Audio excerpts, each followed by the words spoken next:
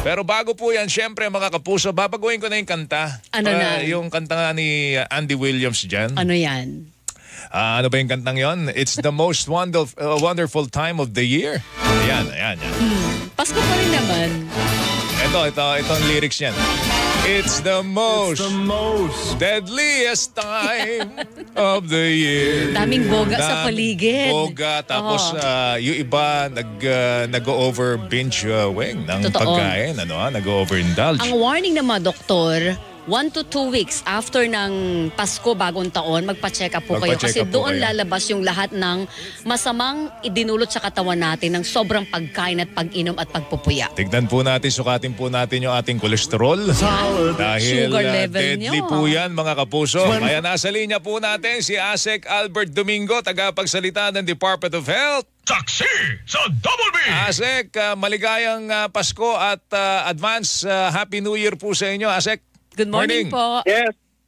Merry Christmas and advance Happy New Year, Joel and Weng. Good morning mga kapuso. Opo, tama po bang ituring na it's the most deadliest time of the year? Ang panahon daw po ng Pasko, talagang sunod-sunod daw po kasi ang kainan. Dami mga party, inuman dito, kaliwat kanan. Talaga naman pagtapos daw po ng Pasko, napakarami ho talagang tumatakbo po sa emergency room ng mga ospital. Ayun na nga, no? Ito nga na panahon na ito, Joel, no? Sabi nga namin na papasok na yung bagong taon na yung bilang parang kung ang sumasabog, kung hindi paputok na illegal, ay ugat, no? Parang puputok naman yung ugat. Ayaw naman natin yung mangyari yun sabay. Pero yun yung datos natin na nakikita at sana naman ay hindi pa naman huli ang lahat at kailangan lang talagang paalalahanan kahit paulit-ulit dahil ang dami ho talagang matigas ang ulo. Oo nga po, nag-overindulge po no, sa pagkain. Sa ganitong panahon ba, Doc, Albert, lumalabas ba sa datos na stroke o sakit sa puso yung lumalala? O maraming kaso? So, maganda yung pagkakataon natin na Miss Weng, no? Dahil ito yung unang pagkakataon na formally nire-record ng DOH kasabay ng fireworks sa December 21 hanggang January 6. Yung ating mga tinatawag na acute non-communicable diseases. Pag sinabi kasing NCD, yan yung mga stroke, sama-sama stroke, atake sa puso, yung hika, at saka mga kamatayan na kaugnay dyan. So magbibigay ho ako ng datos, pero again, as I always say, ito po ay tinatawag na baseline. Hindi pa natin siya maibabangga, maihahambing, kasi ito pa lang yung unang pagkakataon na aktibong tinutukan yung period ng December 21 hanggang January 6. Ano ang datos natin? Ang naibilang as of 6 o'clock ng umaga ng Pasko, December 25, meron tayong one day delay lang, no? December 25, 6 a.m., meron hong 47 na nagkaroon ng na stroke, 31 na nagkaroon ng acute coronary syndrome, or ito po yung parang hindi mo siya masasabing atake kagad sa puso, pero yung mga chest pain, yung acute coronary syndrome tawag namin dyan. Tapos yun pong hika, bronchial asthma, nasa 29. Meron na pong 3 na namatay dahil sa mga kaugnay ng mga sakit na iyon. So nagbe-baseline tayo, Miss Weng and Joel, and sabi nga namin is ito yung panahon talaga na dapat yung pagkain natin, ang paalala, ganun pa rin ho ang sinasabi namin, iwas sa mga pagkaing masyadong maalat, matamis at mataba. At yung pinggan natin, dapat mas marami, kalahati, dapat ang prutas at gulay, 1/4 lang yung ating mga karne at taba, at 1/4 lang yung ating mga kanin at carbohydrate. Ulitin natin yun, Doc. Half kailangan ay gulay. 1/4 ay kanin. 1/4 lamang ang kanin, tapos 1/4 lang rin ang karne. Karne. Simple lang yan, to be healthy. Yung 3 G, go, grow, and glow foods. Yes, no? Dapat yun. Dapat balansyado yan sa ating pinggan. Ano? Pero hindi lang stroke, hindi lang atake sa puso. At dito rin na-develop itong mga panahong ito, kung wala kang diabetes. Ako, baka makadevelop ka ng diabetes. Katerba ang cakes. Sa totoo lang, mga matatamis. Maalat, matatamis. Pati mga inuming matamis, di ba? Yung datos sa diabetes, ASEC, meron ba tayong bago dyan? Talaga bang itong mga panahong ito, kasi pagka na-diabetes ka, ang dami ng bawal. Tsaka ang daming komplikasyon. May mga limitation na, may mga komplikasyon na sa katawan. Oo. Oh, actually yung diabetes natin, hindi natin siya sinama dun sa tracking kasi pero hindi ibig sabihin nakalimutan natin sa Joel. Yung diabetes kasi ay nagiging contributory factor dun sa stroke saka dun sa atake sa puso.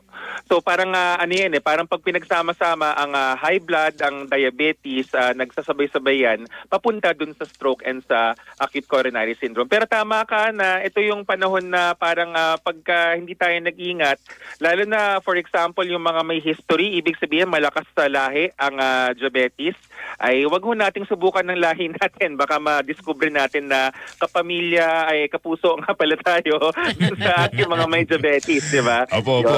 Okay. Bakit yung ang pinakapangunahin nating tinatrack ay simula this year ay yung stroke at saka sakit sa puso? Nangangahulugan po ba ito na ito yung mga deadliest pa rin na sakit sa mga Pinoy? Yan po kasi ma'am yung pinaka-endpoint, no? Kumbaga sa dulo ng komplikasyon, yan yung mangyayari. At tama kayo, based dun sa ating causes of death, of course every year ang cause of death, so nakatingin pa rin tayo sa 2023, mataas po talaga, I think rank 1, 2, 3, 4, naglalaro lang dun sa 4 yung ating mga stroke, yung atake sa puso, yung cancer kasama rin po dun, pero ang cancer kasi is more of pang matagalan na proseso yan Yes. Pero yung mga biglaan, yung stroke sa yung atake sa puso, mataas po talaga sa ranggo ng causes of death natin. Alright, ito ay may kaugnayan pa rin po sa kalusugan. Kalusugan natin laban po sa mga pinagbabawal na paputok, no? Naitalang nasugatan po kahapon, araw mismo ng Pasko, may nagpapaputok, Pasko. May nagpapaputok, 18 ang naitalang nasugatan. Nung isang araw, ewan ko ilan pa yung kaso ng naputukan at sinasabing lumagpas yan sa kaparehong panahon nung nakalipas na taon. So meron tayong kampanya, ASEC, sa DOH laban po sa mga paputok. Opo, meron po tayo. Yan po yung tinatawag natin na iwas paputok.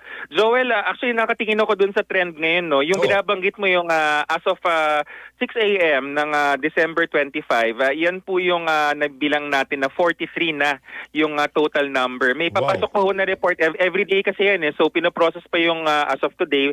Baka mamayang hapon, baka may ulit na po yan. Pero ang medyo nagtaka lang ho kami na parang ang namumukod tangin nung 22, nakatingin ako sa graph ngayon tumaas nung nasa mga around 15 yun kumpara dun sa nakaraan nung 2023 na less than 10. So parang ano kaya nangyari nung December 22? Bakit ang daming nagsindihan nung panahon na yun?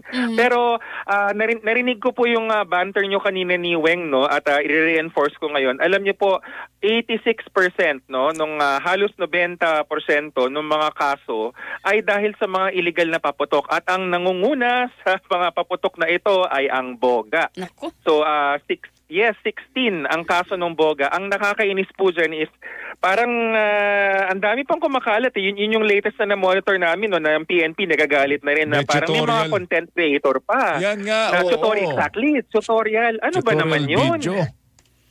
Kaya yun ang dapat na maipa-shutdown agad, maipa-takedown agad yung ganong klase ng mga sites. Alam ba ng mga taong ito na bawal ang kanilang ginagawa? Alam nila yun. They're just testing the authorities siguro. Biruin mo yan. For the likes, just for the likes, no? Magkaroon ng maraming likes po ito. Nag-tutorial video pa ho itong mga ogag na ito. Dapat talaga matuntun ito at mahuli. Kasi wag dapat pamarisan po ito. Yun po yata ang ginagawa. Opo. Yes, yun po yata ang ginagawa ng PNP. So boga po ang pangunahin, tama ba? Doon sa mga nadali ho ng paputok, boga. Yes po.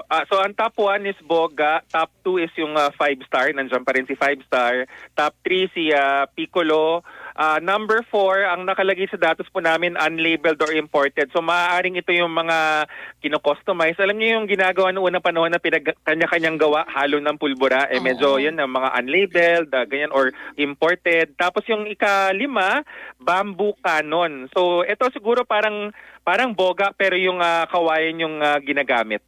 Bamboo cannon, okay. Yes, gano'n sa amin sa probinsya. Hihipan mo yun, tapos may gaas yun tapos saka mo lalagyan ng sindi. Nung araw, hindi pa binabawal ang kanyon. Kami gumagamit ng kanyon ng araw at kalburo ang binabala namin dyan. Pero nung pinagbawal yan, ayaw na namin. Siyempre, bawal Siyempre, ma-aresto ka na. Ma-aresto ka Warning lang, sabi ng PNP, pag nag-aktohan kayo na naggumamit ng firecracker, kasi di ba dapat nasa community na lang tayo, firecracker zone. Pag sa labas ng bahay ninyo at naaktohan kayo ng mga pulis, may huli illegally po yon, sabi ng Philippine National Police. Alright, nagtataka lang ako, Weng, dito sa datos no, na inilabas. About 86, almost 90% yung mga illegal na paputok. So meron pa rin 10% na nadali po ng legal na paputok, ASEC, tama ba? Yes po, meron pa rin tayong mga ganun, no? Kasama dyan ako personal favorite ko, and I say this with sarcasm, no? Personal favorite na laging lumalabas sa injuries, si Quitis. Kasi si Quitis legal siya, pero lumilipad kasi So, pwede siyang pumunta sa kapitbahay, pwede siyang pumunta sa nakaupo lang sa kanto, dahil pag hindi ho tama yung pagsindi, kaya nga sinasabi namin talaga lagi is, mas maganda yung professional sa isang community fireworks, yung talagang marunong at trained, sila na lang yung magsindi, dahil kahit legal na paputok yan, kapag mali po yung pagsindi, at lalo na another punto, Joel and Weng, dun sa datos natin, ang karamihan ng mga kaso na na-injure ay mga batang lalaki mula 5 hanggang 14 anyos.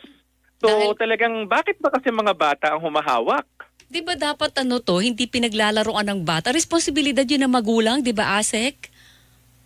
Yes po. Actually, yan ang aming pinaulit-ulit rin na parang mga magulang or kahit yung mga tito or mga kuya, pakibantayan po yung inyong mga anak dahil hindi ho laruan ng paputok. Yan po ay pulbura, linalagay sa isang barel at sumasabog. Totoo Kaya yan. hindi ho yan dapat pinapahawak sa mga bata. Naka-code white alert na po ang lahat ng ospital nationwide. Yes. Ang lahat po ng ospital, by default naman po yan. So ito, kahit medyo nakaka-alarma pakinggan, pero actually reassurance po yan, no, na every December 21 hanggang January 6, nagko-code white po ang ospital. Ibig sabihin, ang lahat po ng mga doktor at nurse, chinecheck namin yung mga schedule namin, no, yung mga naka-leave, baka minumove muna nila yung leave nila. Tapos yun pong mga supplies, para pa nagsa-stockpile. Ibig sabihin kung dati, kunyari, mga 5 litro ng pangswero yung nandoon, ngayon, mga 10 litro, dinadagdagan. Kasi alam namin na sa panahon na ito, dumadami ang mga kaso. Okay. Sa akin lang, legal na paputok pero nakakadisgrasya, baka dapat pagbawal na rin. Totoo yan. Hindi dahil konti ang laman niyang pulbura, ligtas na tayo. Hindi ganun yun. Nakakasugat pa rin siya. So dapat tayo ipagbawal na rin. Tsaka lumiliko yung pag pinaliko yung Quitis, nakakapagsunog ng bahay yun. Pero ang napansin ko lang, kumpara last year, mas masidhi ngayon ang pagpapaputok. Ano nangyari doon sa campaign? Parang meron pang iyon na standing. Hindi pa yun nababaliwala. Hindi pa naman nababaliwala. Ano ba yun? Parang napabayaan ba? ASEC, mas naging daring lang mga tao ngayon? Parang ang tingin po kasi namin, no, syempre habang palayo tayo ng palayo doon sa parang ang tagal na nung panahon ng pandemya, mas dumadami na po yung parang gustong mag-celebrate. And wala hong problema doon. Ang DOH, lahat naman tayo gusto natin mag-celebrate. Pero ang talagang kailangan nating sigurong higpitan dito is paano ba yung paraan? At dalawa yan. Una, yung law enforcement. Maraming salamat sa PNP na sumasabay sila. In fact, parang mas humihigpit nga sila. Pero ikalawa is yung behavior change na kailangan talaga hindi overnight pero yung kultura ba na kailangan may maingay tuwing bagong taon. Tapos, sasabihin natin na, ang corny naman kung ito yung mga naririnig namin Ang corny naman kung walang paputok, hindi po corny yun. Ay mas safe po yun at mas maganda naman. Kunyari, walang problema kung mag-karaoke all the time, no? Palakasan ng karaoke. Pero syempre may mga regulasyon rin. Pero mas safe yun kumpara sa sumasabog na yung kamay. At by the way, ang number 1, as of yesterday, number 1 na bahagi ng katawan na tinatamaan, mata. Ang ikalawa, kamay. Ikatlo, ulo. Ika-4, braso. Ika-5, ang ating thigh, yung hita. So mata ang tinatamaan rin. Maaaring hindi sila nagsisindi, pero yung kapag naliparan sila o natalsikan, yun, sasabog dun sa may mata. Corny daw pag walang paputok. Mas corny po ang habang buhay na dusa kapag kayo'y nabulag, kayo naputulan ng daliri, o kaya naman kayo ng ikasabi bahagi nyo ng pa. katawan. Diba? No, hindi mas yung kailangan po yan. may dala factor muna bago tayo sumunod. Siguro kailangan i-reiterate ni Pangulong Bongbong Marcos yung standing na EO dati na nakarang administrasyon. Kasi kung napagbawal dati at nag-effective ito, bakit lumalay ang implementasyon na yun? Nandun na naman tayo sa Ligas Kugon, di ba? Go ahead po. Yeah, nung panahon kasi nung EO na yon na sumabay kasi dun sa pandemya, no. Yes. Kaya sabi nga nila naging para bang sa epidemiology naghalo yung epekto. Kasi may EO at the same time sobrang higpit kasi walang makalabas ng bahay. Totoo yun. Pero yun yung patunay na talagang an absolute ban is still the ideal, pero kung hindi man tayo mag-absolute ban, dapat yung mahigpit tayo dun sa community enforcement na wag na lang ho tayo mag-sindi sa bahay. Doon na lang talaga sa mga designated areas. Siguro masilip din, Asek, yung pagbebenta ng paputok sa mga sari-sari store. Tsaka online. Tsaka minsan, Weng, ang bata bumibili sa sari-sari store. Totoo yan. Mga tingi-tingin 5-star. Tapos hindi naman nangingimi yung mga tindere. Minor ka Nagbebenta, pa. syempre, ano yan eh. Tsaka ano Higpit yan eh. Yan ay sale eh. So, syempre, doon sila sa kikita ka. Miski na May benta. bata ang bumibili, no? Basta may benta. Baka pwede masilip yung Asek. Sige, pag-uusapan, hindi lang pag-uusapan, dapat nga ito pa rin na yan eh. Kasi parang una sa lahat, hindi dapat binibenta katabi ng chichirya at ng soft drinks ang isang pulbura na delikado. Tsaka yung tama. online na rin, Asek, doon tayo walang kontrol eh. Talagang doon lulusot ang mga illegals. Alright, mag-ingat kayo, Asek. Salamat Merry po sa oras. Christmas. Thank you. You're most welcome. Happy New Year, Joel and Weng. Mabuhay po kayo. Buhay din Buhay po po kayo. kayo Si sa Department of Asek Health. Albert Domingo, spokesperson, Department of Health. Mga kapuso sa ating